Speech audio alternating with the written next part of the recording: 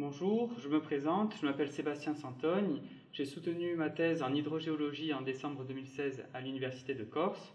Ma thèse porte sur l'étude des eaux souterraines de Bonifacio. Ce travail de recherche a été encadré par le professeur Frédéric Huneau et le docteur Émilie Garel et s'est déroulé au sein du laboratoire Sciences pour l'environnement de l'Université de Corse et du CNRS.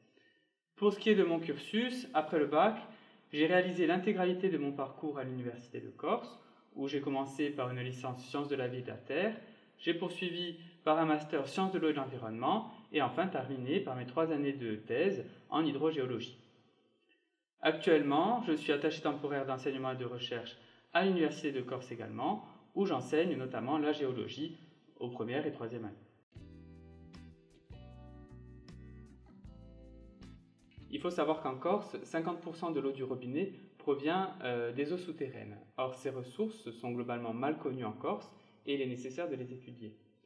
C'est principalement le cas aussi à Bonifacio. L'étude des eaux souterraines est vraiment importante car c'est la principale ressource d'eau potable pour les 3000 habitants de la ville.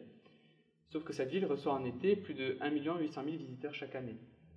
Il est donc nécessaire de jauger le potentiel qualitatif et quantitatif de la ressource pour l'utiliser au mieux.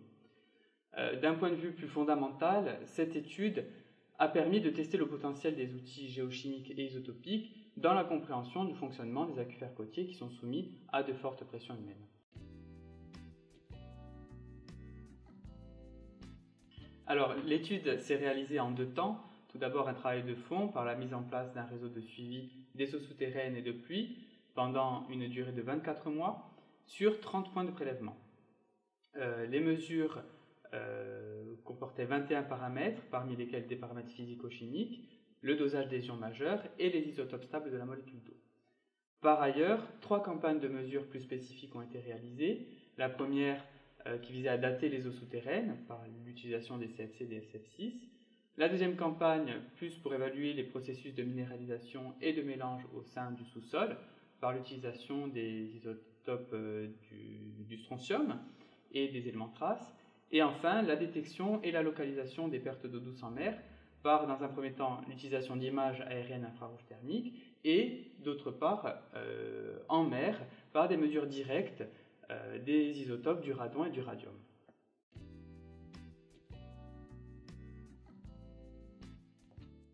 D'une manière générale, l'étude a montré que le fonctionnement de l'aquifère est encore peu perturbé.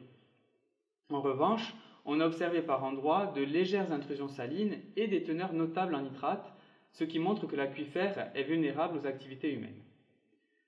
D'un point de vue plus fondamental, l'utilisation des traceurs géochimiques et isotopiques a permis de comprendre le fonctionnement de l'aquifère, c'est-à-dire comment il se recharge, comment s'effectuent les écoulements, comment l'eau se minéralise le long des écoulements, et enfin où sont les différents exutoires en mer.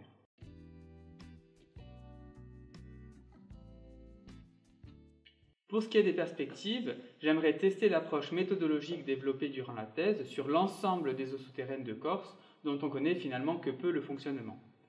Par ailleurs, j'aimerais aussi appliquer ces méthodes sur d'autres aquifères côtiers dans d'autres régions du monde qui se situent dans des contextes climatiques différents.